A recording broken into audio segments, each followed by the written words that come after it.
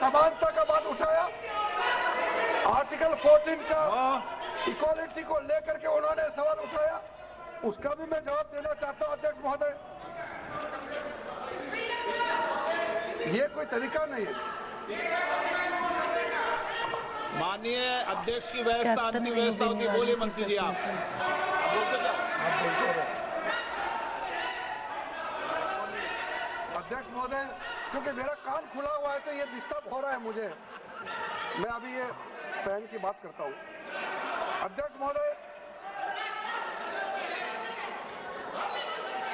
महोदय, ये वक्फ बोर्ड का जो काम है, ये बेसिकली वक्फ प्रॉपर्टी को जो संभालने वाले मुतावली और जो वक्फ प्रॉपर्टी को व्यवस्था करते हैं, उसको संचालित करने के लिए ये गवर्नेंस का, सुपरविजन का एक प्रावधान है। किसी भी तरीके से वक्फ बोर्ड वक्फ प्रॉपर्टी को मैनेज नहीं करता है। वक्फ बोर्ड वक्फ प्रॉपर्टी मैनेजमेंट में हस्तक्षेप नहीं करता है। आप साफ साफ सुन लीजिए, अगर इसके पास तर्क नहीं है तो इस तरह यहाँ डिस्टर्ब करके बहस का स्तर को गिराने से कोई फायदा नहीं है सर, ये कोई तरीका नहीं है सर। बोलते जाओ सर, वक्फ बोर्ड का क्रिएट करना, एक जो वाकिफ होता है, जो अपना विलिंगली वक्फ क्रिएट करता है। मैंने व्यवस्था दे दी है, आप जब समय हो तो बोले नो, प्लीज बैठिए। ये तरीका ठीक नहीं है आपका, बैठिए आप। नो, बैठिए। माननीय मंत्री जी, सूची है 2013 की प्रॉपर्टी निकाल बताना सूची मंगा के देते कहते भी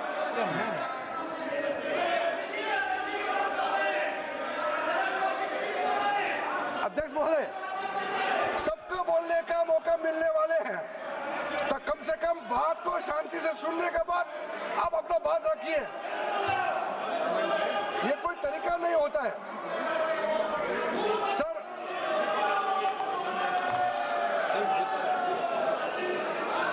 अध्यक्ष महोदय, ये जो उन्होंने गुमराह करने का कोशिश किया गया है, ये मैं कुछ केसेस आपको बताना चाहता हूं सर। आप देखिए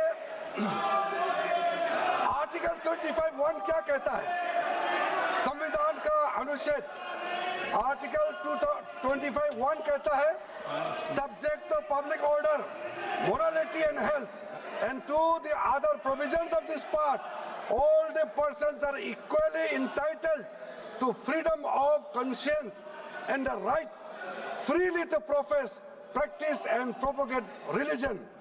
सर, गवर्नमेंट किसी भी धार्मिक व्यवस्था को, किसी भी रिलीजियस इंस्टीट्यूशन, कोई धार्मिक काम में हस्तक्षेप करने नहीं जा रहा है, ना ही वक्फ बोर्ड किसी धार्मिक स्थल की व्यवस्था में कोई भी तरीके से हाथ डालने का प्रावधान है, बिल्कुल नहीं है सर। आप अगर हम कोई नमाज, सर ये क्या झूठ बोल रहे हैं? ये कॉन्स्टिट्यूशन, हम कॉन्स्टिट्यूशन का प्रावधान पढ़ रहे हैं, फिर भी झूठ बोल रहे हैं। ये कॉन्स्टिट्यूशन को नहीं मानते हैं सर। किसी मस्जिद का मैनेजमेंट को हम हस्तक्षेप करने का कोई इसमें प्रावधान नहीं लिया जा रहा है। एक मिनट माननीय सदस्य, आप भारत की संसद में बैठे हो, गरिमा मर्यादा बनाए रखो, बैठे बैठे टिप्पणी मत करो। हाँ, आपको जब मौका मिलेगा आप अपनी बात कहना, बैठे बैठे टिप्पणी नहीं कर सकते, ये संसद की मर्यादा नहीं है, ऐसे नहीं चलेगा सदन। सदन व्यवस्था नियम से चलेगा। किसी भी व्यक्ति को बैठे बैठे कोई भी सदस्य जो बोल रहा हो उसके बीच में टिप्पणी करने का अधिकार नहीं है। माननीय मंत्री जी। अध्यक्ष महोदय जी, ये बोर्ड का जो प्रावधान किसी मस्जिद, किसी मंदिर, किसी धार्मिक स्थल का व्यवस्था का कोई लेना देना नहीं है। ये सिंपली एक प्रॉपर्टी का मैनेजमेंट का विषय है। ये कोई मुसलमान अपना ज़कात देता है, फितरा देता है, उसको हम पूछने वाला कौन होते हैं? ये आपका धार्मिक भावना से जुड़े हुए चीज है, उसमें सरकार का कोई लेना देना नहीं है। लेकिन ये वक्फ प्रॉपर्टी का मामला है, लेकिन वक्फ प्रॉपर्टी का मैनेजमेंट करता है, मुतवालिज करता है। ये आपको इतना बेसिक ये फर्क जो है अगर समझ में नहीं आते या जानबूझ करके आप नहीं समझना चाहते हैं तो मेरा पास इसका कोई इलाज नहीं है। अध्यक्ष महोदय जी, ये आपके माध्यम से मैं फिर से कहना चाहता हूं कि ये सर क्या ये ऐसा बहस नहीं होता है जी। आप लोग का तर्क रखने का समय में बोलिए, ये बीच में कमेंट पास करने से सर हमारा पॉइंट का फ्लो भी बिगड़ता है और आवाज में ठीक नहीं हो, आवाज में ठीक से नहीं जाएगा। आप क्या चीज को जवाब देंगे सर? इसमें मैं कई ऐसे केसेस है जिसको मैं रेफर कर सकता हूं, लेकिन सदन में 3 केसेस का मैं रेफर करूंगा तो दूध का दूध पानी का पानी हो जाएगा कि ये धार्मिक व्यवस्था से कोई लेना देना नहीं है। आपको मैं पहला एग्जांपल देना चाहता हूं, सैयद फजल पकुया Thangal versus union of India. इसमें क्या केरला हाईकोर्ट का फैसला है। केरला हाईकोर्ट ने कहा the Waqf board is a statutory body, pure and simple, it is not a representative body of the Muslim community. ये हाईकोर्ट का ऑर्डर है। उसके बाद इलाहाबाद हाईकोर्ट का ऑर्डर भी सुन लीजिए, Hafiz Mohammad Zafar Ahmad versus UP central Sunni board of Waqf का जजमेंट सुन लीजिए। A mutawalli's right is purely a right of management of the property and is not a proprietary right. The duties of a mutawalli are purely of a secular character. His duties are not of a religious character. इतना clear cut ruling है। तीसरा, तिलकायत श्री गोविंद लाल जी महाराज versus state of Rajasthan. इसमें high court ने क्या कहा, supreme court ने क्या कहा, right to manage the properties of the temple. अब देखिए मंदिर का भी इसमें एग्जांपल लिया गया है। Right to manage the properties of the temple is purely a secular matter and can not be regarded as a religious practice. Properties of temple, temple नहीं, टेम्पल का जो प्रॉपर्टी है। उसी प्रकार से आप बार बार कहना कि मुसलमानों का अधिकार में गैर मुसलमान कैसे आ रहा है, ये तर्क ही नहीं बनता है। आप ये आज से ये बात बोलने के लिए बंद कीजिए। सर 2013 में जो काम किए गए हैं उसमें मैं एक चीज जिक्र करना चाहता हूं। इलेक्शन आने वाला था, बहुत ही कम दिन बच गए थे, इलेक्शन कोड ऑफ कॉन्डक्ट लगने ही वाला था। हम सबको मालूम है अप्रैल और मई में चुनाव हुआ था। 5 मार्च 2014 को उस समय के यूपीए सरकार ने 123 प्राइम प्रॉपर्टीज को जो housing and urban development ministry के तहत आता है उसको आपने दिल्ली वक्फ बोर्ड को ट्रांसफर कर दिया। क्या जरूरत था? कुछ दिन बाकी था चुनाव होने के लिए, आप इंतजार तो करते।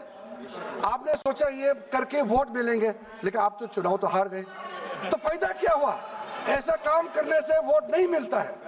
इसलिए लोग इंटेलिजेंट है, हमारे देश के लोग समझदार है, इसलिए वोट बैंक का राजनीति के बिना हम अच्छे सोच के साथ में आज इस सदन में फिर से आए हैं। कुछ एनोमलीज है इस बिल में, तो इसको बदलना जरूरी था। मैंने एक पहले भी इसका जिक्र किया था कि आपने कहा कोई भी हिंदुस्तानी, कोई भी भारतीय वक्फ क्रिएट कर सकता है।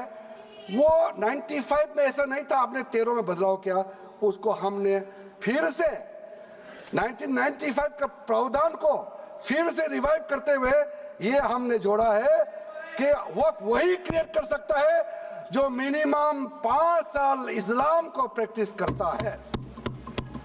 बहुत साफ साफ शब्दों में प्रावधान रखा है। सर, जो वक्फ बोर्ड बने हैं हम उसको बहुत ही सेकुलर इंक्लूसिव बनाना चाहते हैं। आपका पुराना प्रावधान को हटा करके अब हमने कहा है कि वक्फ बोर्ड में शिया भी रहेंगे, सुन्नी भी रहेंगे, बोहरास भी रहेंगे, आगा खानिस भी रहेंगे, मुसलमानों में जो बैकवर्ड है, पिछड़े लोग हैं वो भी रहेंगे, और साथ साथ में महिला भी रहेंगे और एक्सपर्ट नॉन मुस्लिम भी रहने का प्रावधान रखा गया है। सब स्वागत करना चाहिए, इसको किसी को आपत्ति होने का कोई जरूरत नहीं है। उसके बाद सर मैं थोड़ा सा इसको विस्तार करके बताना चाहता हूँ। मेरा ही खुद का एग्जाम्पल मैं देता हूँ। मान लो मैं मुस्लिम नहीं हूँ लेकिन मैं माइनॉरिटी अफेयर्स मिनिस्टर हूँ, तो मैं सेंट्रल वक्फ काउंसिल का चेयरमैन होता है। तो मेरे होने के बावजूद उसके बाद टोटल 4 नॉन मुस्लिम हो सकता है वक्फ काउंसिल में मेंबर, और उसमें मैक्सिमम 4 नॉन मुस्लिम के साथ साथ में 2 महिला कंपलसरी है। 2 महिला होना ही चाहिए सर। उसके बाद सर स्टेट अभी आप पूरा वक्फ बोर्ड देख लीजिए, महिला कहाँ है? महिला को भी रखा ही नहीं है, वो सिर्फ बातें करते हैं। सर 22 सर मैं स्पेसिफिक बताना चाहता हूँ। सेंट्रल वक्फ काउंसिल में टोटल 22 मेंबर्स में 4 नॉन मुस्लिम से ज्यादा मेंबर नहीं हो सकते हैं। एक्स ऑफिशियो के पद को मिला करके 3 मेंबर ऑफ पार्लियामेंट होगा। मेंबर ऑफ पार्लियामेंट तो किसी धर्म का हो सकता है। जब इलेक्शन करते हैं तो कोई भी धर्म का मेंबर ऑफ पार्लियामेंट या एमएलए बन सकते हैं।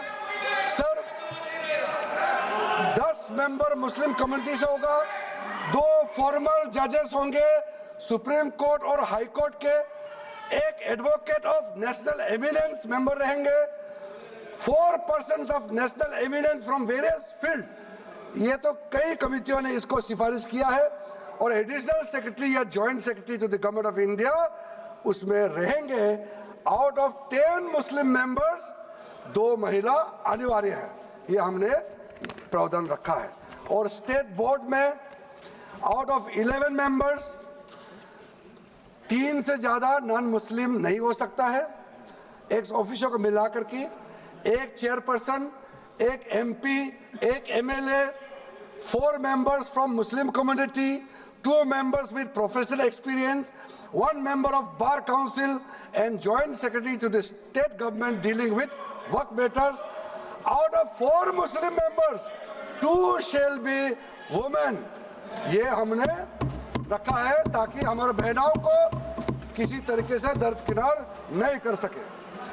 वक्त एक सर हमने जो नया प्रावधान रखा है उसमें जितना भी जो आर्बिट्रेरी प्रोविजन जो जरूरी नहीं था उसको हमने सामान्य रूप से देश में और जितना कानून है उसको मिलाते हुए मुख्य रूप से ट्रांसपेरेंसी इन वर्क मैनेजमेंट, सर्वे को अपडेट करने के लिए जो पहले इनसफिशिएंट प्रोविजन था इसमें वक्फ लैंड रिकॉर्ड्स वगैरह में महिलाओं का इनहेरिटेंस राइट्स, बच्चों का राइट और साथ साथ में कई हजारों केसेस पेंडिंग है ट्राइब्यूनल और कोर्ट्स में, उसको सेटल करने के लिए जो आज लगभग 10,000 से भी ज्यादा केसेस जो पेंडिंग था और कुछ सालों के अंदर में 13 से 30,000 केसेस पेंडिंग हो चुके हैं, उसको सरलता से सुलह करने के लिए हमने रास्ता खोजा है।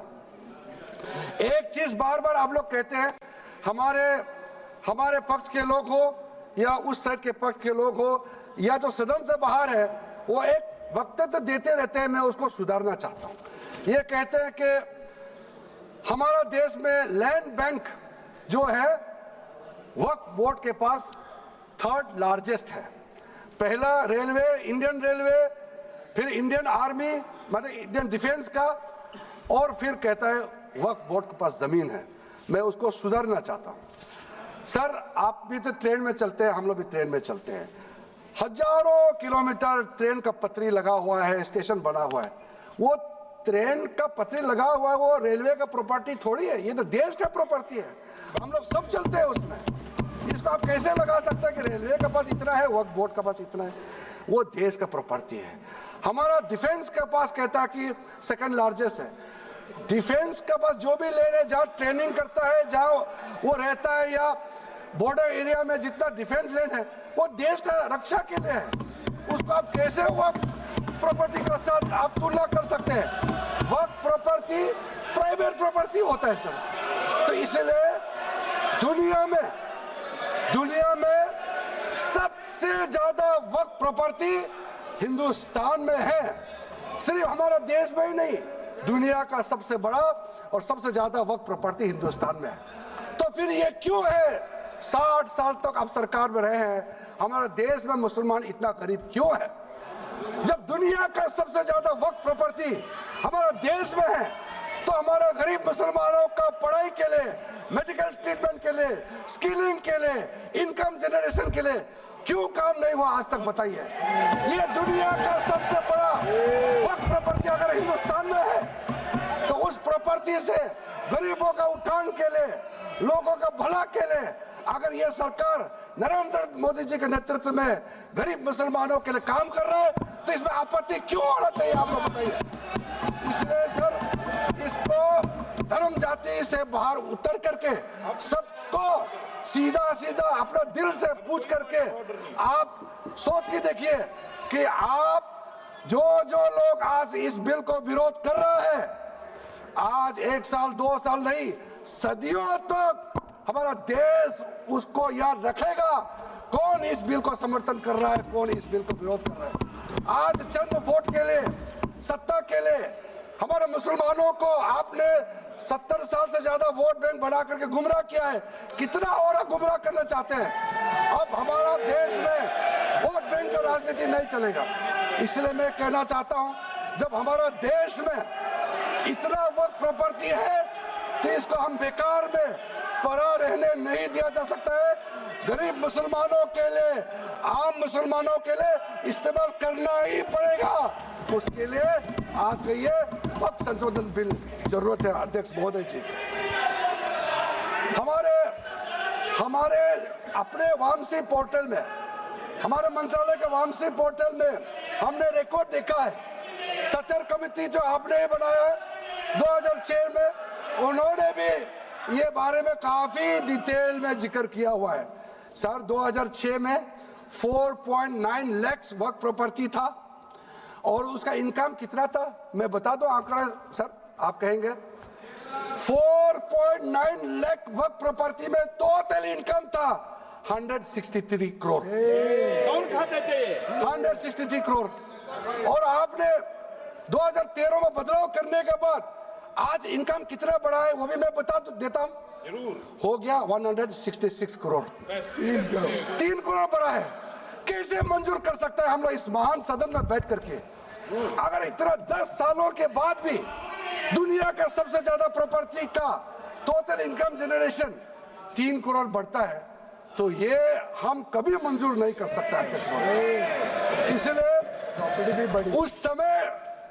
उस समय कहा गया था, मैं अभी का नहीं बता रहा हूं, सचर कमेटी समय में भी कहा गया है कि अगर थोड़ा सा एफिशिएंटली मैनेज करता तो 12,000 करोड़ पर ईयर तो उसी समय जनरेट हो जाना चाहिए था नॉर्मल मार्केट रेट से। और 12,000 करोड़ अगर वो प्रॉपर्टी से रेवेन्यू जनरेशन करता है, कितना लाखों करोड़ों मुसलमानों को फायदा होगा, आप सोच के देखिए। इसलिए सर आप लोग भी, मैं अनुरोध करता हूं कि आप लोग भी वक्त के बारे में जानना था, हमारा वामसी पोर्टल को क्लिक करके आप लोग देखिए। सर आज वो 4.9 लाख से बढ़ करके टोटल वक्फ प्रॉपर्टी बन गया है 8.72 लाख। हमारा देश में वक्फ प्रॉपर्टी बन गया है। और कल्पना कीजिए 8.72 लाख प्रॉपर्टी वक्फ का है, उसको अगर हम सही तरीके से मैनेजमेंट करता तो हमारा मुसलमानों का ही नहीं है, देश का तकदीर बदल जाएगा। इतना प्रॉपर्टी हमारे पास। अब समझिए चीज को सर। मैंने अभी कई राज्यों का दौरा किया अध्यक्ष महोदय, मैंने कई राज्यों का दौरा किया। मैं एक एग्जांपल आपको जरूर देना चाहूंगा। मैं बहुत इंप्रेस हो गया जब मैं पिछली बार जम्मू कश्मीर गए। जम्मू कश्मीर में हमारा नई वहाँ वक्फ बोर्ड का चेयरपर्सन बनी और मैंने पूछा कि आप जब वक्फ बोर्ड का चेयरमैन बनी तो उसमें क्या हालत थी और आज क्या हालत है। उन्होंने बोला कि सर जब उन्होंने पदभार संभाली तो उसमें कोई इनकम का, कोई व्यवस्था का, रिकॉर्ड का ठीक ठाक कुछ भी नहीं था और उन्होंने आने के बाद 40 करोड़ रेवेन्यू इनकम उन्होंने जनरेट करना शुरू किया, मुझे बताया। और उसके वजह से वह काफ़ी अच्छा काम कर रहा है। मैं हजरत बल श्राइन भी गए और वहाँ भी मरम्मत चल रहे हैं। इतना पुराना श्राइन है, दुनिया के लोग आते हैं, बहुत खूबसूरत से उसका सारा आसपास का ब्यूटिफिकेशन का काम भी चल रहा है। अगर अच्छा काम करेगा, रेवेन्यू बढ़ेगा तो सबका फायदा होगा सर। इसलिए सर आप लोग आज बिल को समर्थन करने के बाद मेरे ऑफिस में आइए, 1 साल के अंदर में इसका ट्रांसफॉर्मेशनल इम्पैक्ट क्या होता है मैं ही आप लोगों को बता दूंगा। सर वक्फ अमेंडमेंट जो बिल लाए हैं उसमें जेपीसी का कई रिकमेंडेशन है जिसको हमने समर्थन किया है और एक्सेप्ट किया हमने या इस बिल में लाया। इसलिए बोलना कि जेपीसी का आपका कमेटी के बात को माना ही नहीं है, आपका कमेटी के बात नहीं सुना गया है, वो गलत बात है सर। अध्यक्ष महोदय जी, पार्लियामेंट्री कमेटी जब बनता है तो उसका एक अपना एंटिटी होता है और उस कमेटी में खुले बहस हुए हैं। उसमें मैं नहीं चाहता हूं क्या हुआ है, लेकिन उनके बीच में कई ऐसे मुद्दे हैं जो हम लोग सरकार समझते हैं कि बहुत अच्छा सुझाव आया है, हमने उसको माना है। और कुछ छोटा अमेंडमेंट है जो बहुत ज़रूरी चीज़ है, वो अमेंडमेंट भी हम लेकर के आए हैं। इसके बाद जो पूरा ये सारा व्यवस्था देखने के बाद सबके मन में उम्मीद जागेगा। उम्मीद इसलिए जागेगा कि एक नए सवेरा आने वाला है, इसलिए नए एक्ट का नाम भी उम्मीद हो गया है। तो उम्मीद क्यों हुआ है सर, मैं आपको बताना चाहता हूँ। ये जो unified Waqf management, empowerment, efficiency and development, full form उम्मीद है, इसका रखने का पीछे कारण है सर। ये उम्मीद क्यों है, अब ये यूनिफाइड वक्फ मैनेजमेंट पूरा रजिस्ट्रेशन से लेकर के म्यूटेशन, इंक्रोचमेंट का विषय, सर्वे, कलेक्टर का रोल, सारा विषय को मिला करके मैनेजमेंट का पूरा सिस्टम को ही बदलने के लिए हमने काम शुरू किया है। उसके बाद एम्पावरमेंट, कैसा एम्पावरमेंट होने वाला है, मैंने पहले भी जिक्र किया, मुसलमानों में भी जो शियास हैं, सुन्नीस हैं, बोरास, आकाकानीस, पसमानदा मुस्लिम्स हैं जिसको बैकवर्ड माना जाता है, और विशेष करके महिलाएं और बच्चों के लिए जो हमने प्रावधान रखा है, तो ये मुसलमान का कम्युनिटी के अंदर में इतना जोरदार स्वागत हो रहा है। अध्यक्ष महोदय, यहाँ में कुछ मेंबर विरोध जरूर कर रहे हैं, लेकिन मैं कुछ मेंबर को मेरे घर में मैं न्योता देना चाहता हूँ, और जो मुस्लिम डेलीगेशन मेरे घर में आ रहे हैं, स्वागत कर रहे हैं इस बिल को, उसका भी नजारा आप लोग देख लीजिए। आपका सोच बदल जाएगा। आपको नहीं मालूम मुसलमानों में कितना भयंकर समर्थन कर रहा है इस बिल को लेकर के, आप लोग को मालूम ही नहीं है। करंट अंदर में गरीब मुसलमानों का तो संदेश बार बार आ रहा है कि जल्दी पास कीजिए इस बिल को। इसलिए आप लोग संदेह में मत रहिए। एफिशिएंसी को हमने बढ़ाने का काम किया है। टेक्नोलॉजी का उपयोग करते हुए सेंट्रलाइज्ड डेटाबेस होगा, डिजिटल पोर्टल होगा, कोई छुप के अंधेरे रातों में वर्क क्रिएट नहीं कर सकता है। इसका पूरा रजिस्ट्रेशन का प्रावधान है, ट्रैकिंग होगा, निगरानी रखा जाएगा, कंप्लायंस का प्रावधान है और जो मैनुअल हाथों से जो गलत होगा उसका भी करेक्शन करने का प्रावधान है। ब्यूरोक्रेटिक डिले होता है उसका भी समाधान हमने पूरा बिल में तरीका बना के रखा हुआ है। और आखिर में इसका ऑडिट प्रॉपर होना चाहिए, तो ऑडिट का भी प्रावधान हम लोग राज्य सरकार के ऊपर में छोड़ रहा है, क्योंकि आखिर तो सर ये सारा प्रॉपर्टी का अथॉरिटी राज्य सरकार का है। बोर्ड का अपॉइंटमेंट भी राज्य सरकार को करना है, केंद्र सरकार का कोई रोल नहीं है। लैंड स्टेट सब्जेक्ट है, सारा राज्य सरकार को ही करना है। इसलिए राज्य सरकारों को हम फुल अथॉरिटी देने के साथ साथ हमारा जो मंत्रालय है वो ऑनलाइन हमेशा जुड़ा रहेंगे कि जो जो वक्त प्रॉपर्टी क्रिएट किया गया है उसका स्टेटस है वो हमसे पोर्टल से मिला करके हम लगातार टच में रहेंगे। इसलिए कोई इसमें ये नहीं सोचना है कि सेंट्रल गवर्नमेंट कोई एक्स्ट्रा पावर हड़पने जा रहा है, क्या बिल्कुल सोचने का नहीं है। ये टोटली स्टेट गवर्नमेंट का अधीन है और राज्य सरकारें ही इसका निगरानी में आगे काम करना है। उसके बाद सर जो पर्पस के लिए वर्क क्रिएट किया जाता है बेसिकली 3 पर्पस होता है, रिलीजियस, चैरिटेबल एंड पायस। उसका हो रहा है कि नहीं हो रहा है, और इनकम जनरेशन खास करके जो वेलफेयर काम है उसका हो रहा है कि नहीं हो रहा है, इसका भी इफेक्टिव गवर्नेंस का प्रावधान हमने रखा हुआ है। और साथ साथ सर मैं आपको इस उम्मीद के साथ साथ ये कहना चाहता हूं कि जो रिफॉर्म्स हमने जो लाए हैं और साथ साथ में जो प्रावधान कुछ बदलाव हमने आपको बहुत शॉर्ट में बताया, क्योंकि डिटेल में तो मैं रिप्लाई तो करूंगा ही। इसमें अगर आपको लगता है कि हमको अगर इनकम जनरेशन करने के लिए वक्त प्रॉपर्टी को बेहतर इस्तेमाल करने के लिए क्या करना चाहिए, जब हम इसका सबऑर्डिनेट लेजिस्लेशन के माध्यम से रूल्स बनाएंगे, आपका सुझाव हम खुले दिल से स्वागत करेंगे। क्योंकि आखिर तो प्रॉपर्टी देश का है, किसी का भी हो, उसको अगर अच्छा से चलाना है तो आप सुझाव देंगे तो हम तो पूरा वेलकम करेंगे उसमें। इसलिए आज मैं मेंबरों के साथ साथ जो कई दरगाह है, कई मस्जिद के इमाम है, कई लोग जो मुझे मिले उन्होंने भी बहुत अच्छा सुझाव दिया है। उसको डिटेल में मैं यहाँ कहना नहीं चाहता हूँ, लेकिन हम रिकॉर्ड में रखा है, कई अच्छे अच्छे सुझाव हमारे पास आए हैं, वो भी हमने नोट करके रखा है। एक इम्पोर्टेंट पॉइंट को मैं अब आपके सामने भी रखना चाहता हूँ। ये जो हमने एक डेफिनेशन में जो बदलाव लाया है, इस डेफिनेशन में बदलाव का सबसे बड़ा मतलब ये है कि मुसलमानों में भी जो वक्फ के अंदर में अपना प्रॉपर्टी, वक्फ प्रॉपर्टी इस वक्फ बोर्ड के प्रावधान से गवर्न करना चाहते हैं, मोस्ट वेलकम है। अगर वो ट्रस्ट के माध्यम से अपना प्रॉपर्टी का अलग तरीके से वक्फ करना, वो चलाना चाहता है, मैनेज करना चाहता है, उसके लिए भी छूट दिया गया है। तो इसमें जो आप लोग बार बार कहते हैं कि वक्फ बोर्ड में गैर मुसलमान कैसे आ रहा है, इसका मैं छोटा सा एग्जांपल देना चाहता हूँ। अभी हम लोग किसी धर्म, किसी जाति का हिसाब से तो हम एमपी नहीं बने हैं, हम तो ऐसे सिटीजन होकर के एमपी बने हैं। तो अगर मेरा कॉन्स्टिट्यूंसी वाला हमको कहेंगे कि किरण रिजिजू मेरा यहाँ नहीं आ सकता है, हमारा धर्म और तुम्हारा धर्म अलग है, तो कैसे होगा? मैं तो एज एमपी मेरे पास अथॉरिटी है, मैं जा सकता हूँ।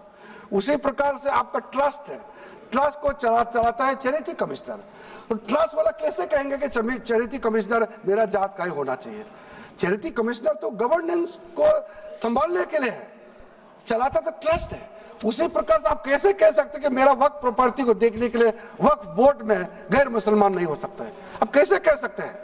ये तर्क को आप थोड़ा गहराई से सोचिए, क्योंकि ये बार बार कहा गया है, मैं नाम नहीं लूंगा, वो बाद में तो बोलेंगे हमारे कुछ लोग हैं कि मुस्लिम का अफेयर्स में नॉन मुस्लिम क्यों आ रहा है।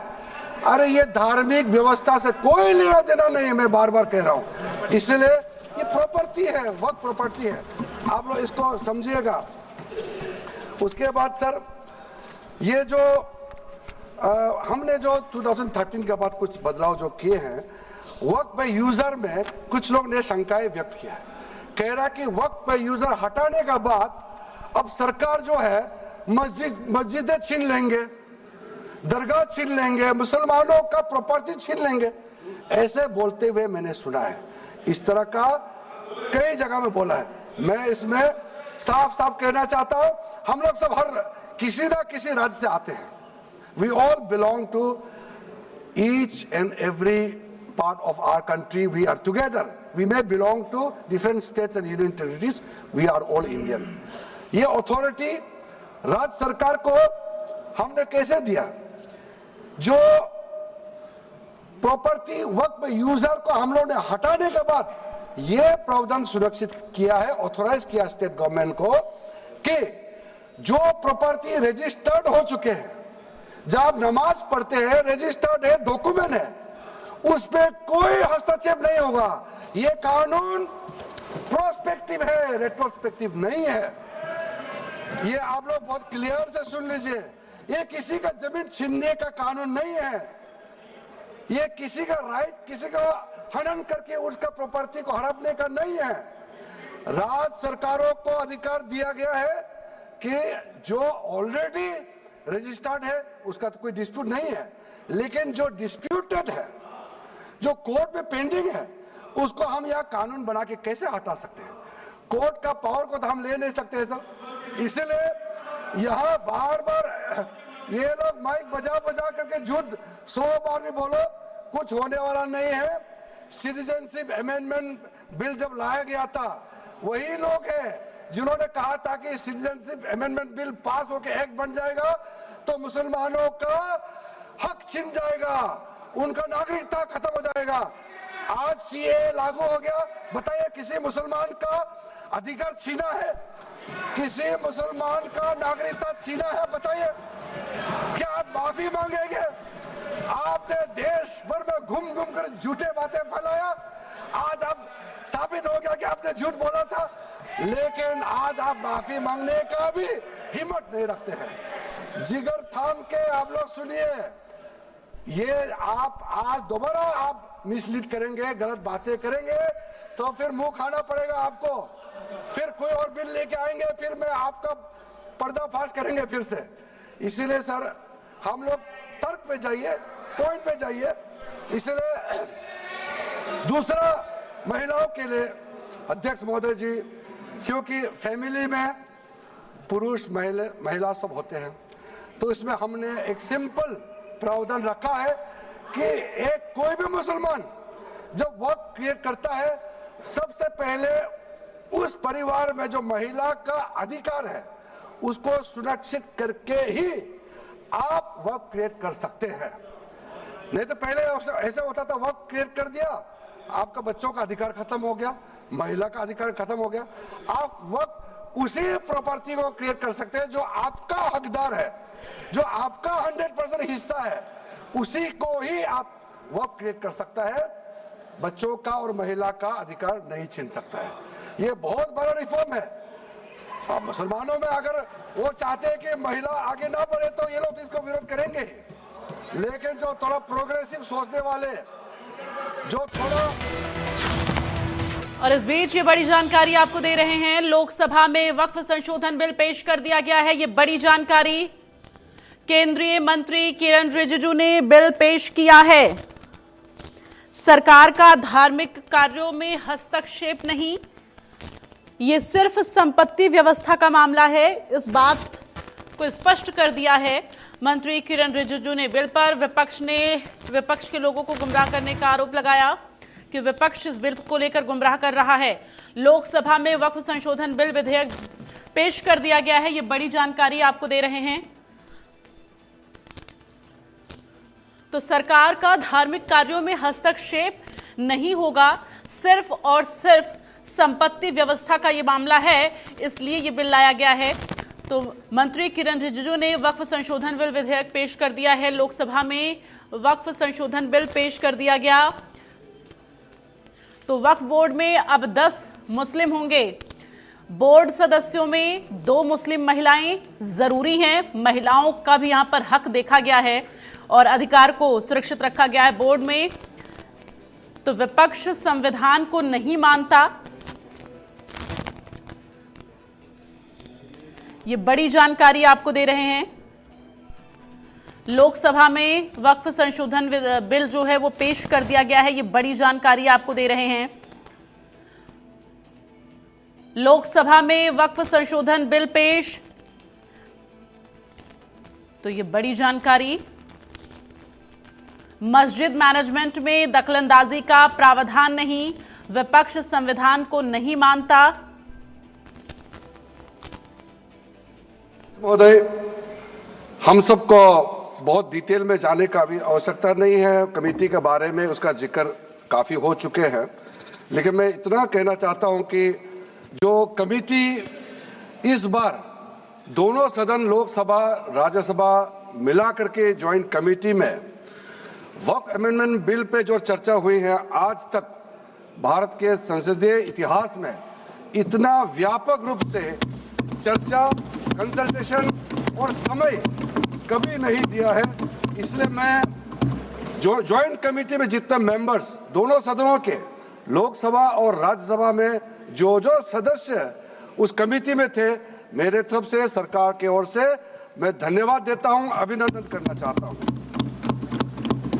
अध्यक्ष महोदय जी, कुल मिलाकर के 97,27,772 याचिकाएं ऑनलाइन, फिजिकल, मेमोरेंडम के रूप में, रिक्वेस्ट के रूप में और सुझाव के रूप में पूरे तरह से सरकार ने देखा है। वो जेपीसी के माध्यम से हो या डायरेक्ट दिया हो, हमने सब उसको देखा है। इससे बड़ा कभी भी, इससे ज्यादा संख्या में किसी भी बिल के ऊपर में लोगों का याचिकाएं नहीं आया आज तक। कुल मिलाकर के 284 डेलीगेशन ने अलग अलग समुदाय के जो स्टेक होल्डर्स है, उन्होंने कमेटी के सामने में अपने बात को रखा है, सुझाव भी दिया है। 25 स्टेट गवर्नमेंट और यूनियन टेरिटरीज का वक्फ बोर्ड्स ने अपना सबमिशन भी पेश किया गया है। इसके अतिरिक्त कई लीगल लुमिनरीज, विद्वान लोग हैं हमारे समाज में, कम्युनिटी लीडर्स हैं, अलग अलग धार्मिक संस्थाओं का प्रतिनिधि, charitable organisation, civil society, academicians, researchers, policy makers, सब ने इस कमेटी के सामने में पेशकश किया है। अध्यक्ष महोदय, ये वक्फ बोर्ड का जो काम है, ये बेसिकली वक्फ प्रॉपर्टी को जो संभालने वाले मुतावली और जो वक्फ प्रॉपर्टी को व्यवस्था करते हैं, उसको संचालित करने के लिए ये गवर्नेंस का, सुपरविजन का एक प्रावधान है। किसी भी तरीके से वक्फ बोर्ड वक्फ प्रॉपर्टी को मैनेज नहीं करता है। वक्फ बोर्ड